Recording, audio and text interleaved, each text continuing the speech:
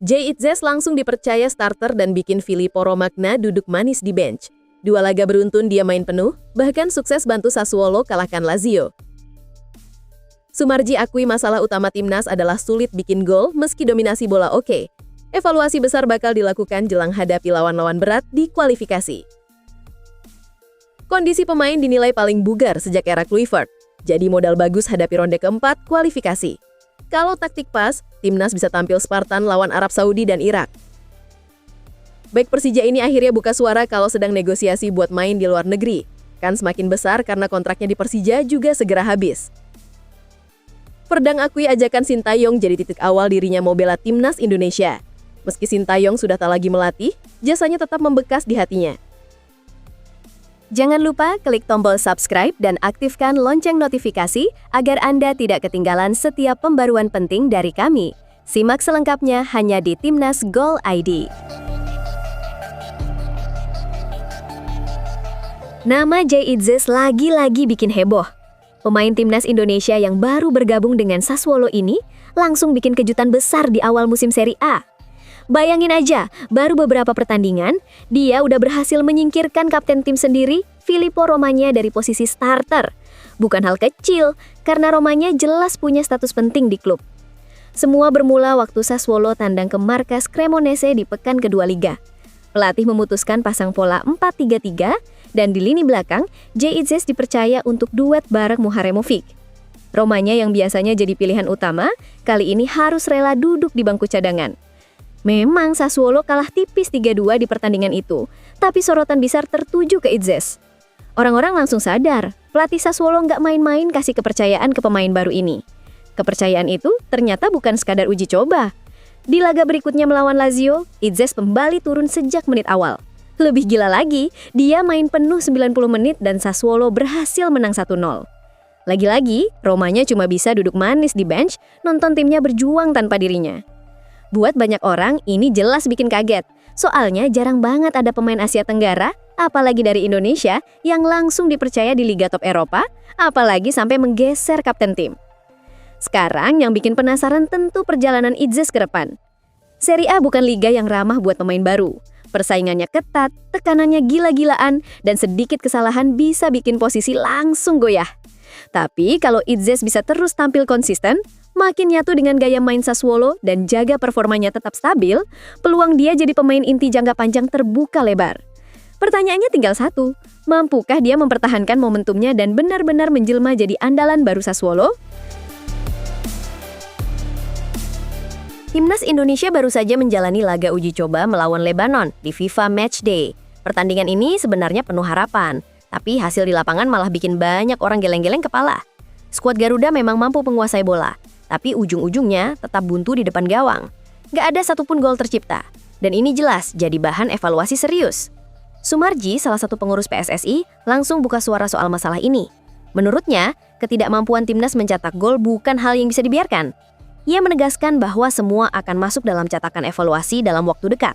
Katanya, ini jadi pekerjaan rumah besar buat federasi dan tim pelatih. Bagaimanapun juga, dominasi permainan tanpa hasil konkret sama saja kosong.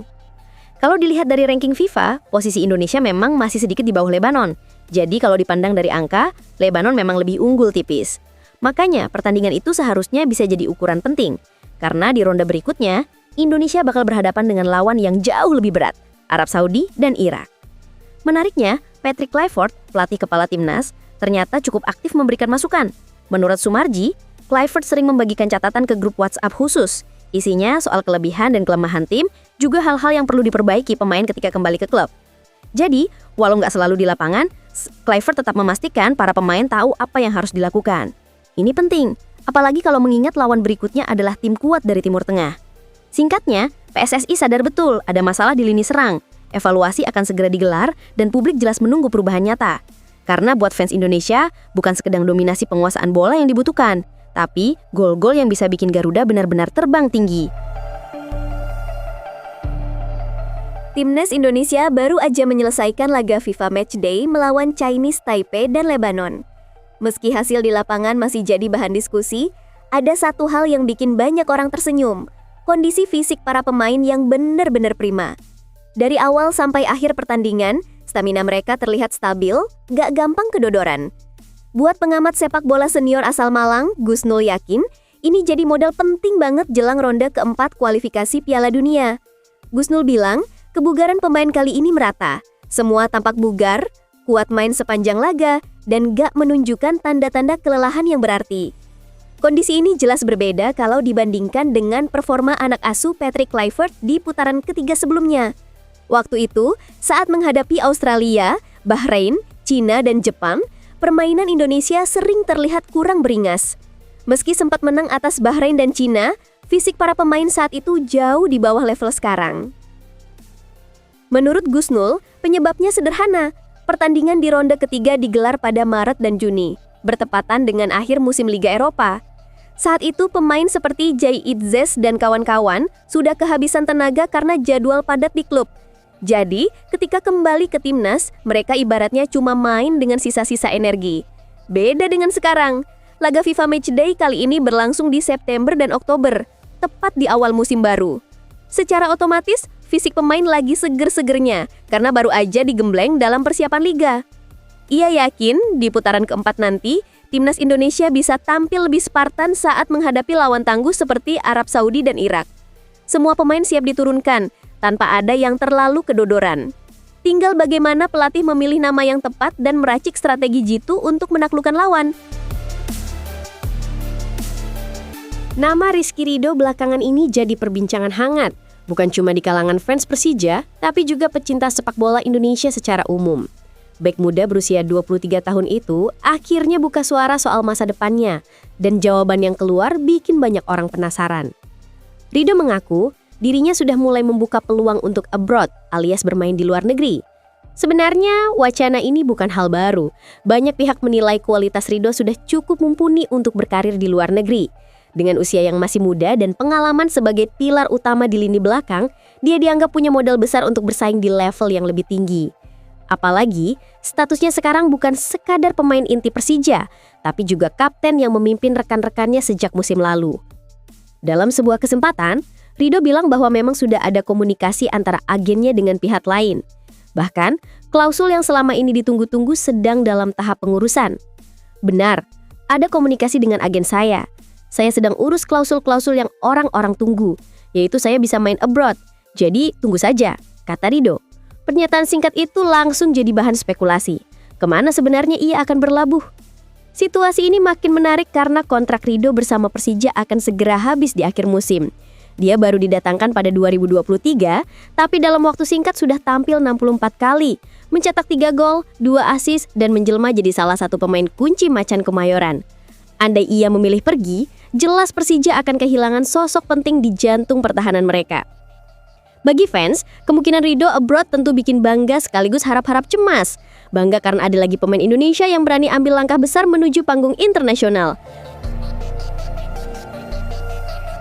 Nama Kelvin Verdong semakin sering terdengar sejak resmi berseragam timnas Indonesia. Tapi siapa sangka, di balik keputusannya membela Garuda ternyata ada cerita menarik yang baru ia ungkap. Bukan keputusan instan, bukan juga sekadar urusan formalitas. Perjalanan Verdong menuju status WNI ternyata cukup panjang. Dan di balik itu semua ada satu sosok yang diam-diam memegang peran penting Sintayong. Verdong dengan jujur bilang kalau awal mula dirinya melirik Indonesia datang dari ajakan spesial sang mantan pelatih. Mantan pelatih timnas Indonesia sebelumnya, Sintayong, meminta saya membela timnas Indonesia. Dari situ, saya mulai mengikuti sepak bola di sana, kenang Verdong. Ajakan itu bukan sekadar formalitas, melainkan pendekatan yang ternyata menyentuh hatinya. Dari situ, Verdong mulai serius memperhatikan perkembangan sepak bola Indonesia. Yang bikin kisah ini makin menarik adalah timingnya. Sintayong kini memang sudah tidak lagi memimpin timnas, tapi jejak pengaruhnya masih terasa. Verdong bahkan menegaskan kalau jasanya akan selalu ia ingat karena tanpa ajakan itu mungkin jalan hidupnya akan berbeda.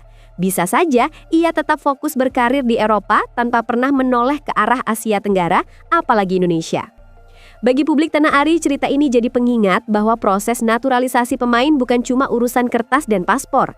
Ada faktor hati, ada keyakinan, dan ada pendekatan personal yang bisa mengubah keputusan besar seorang pemain.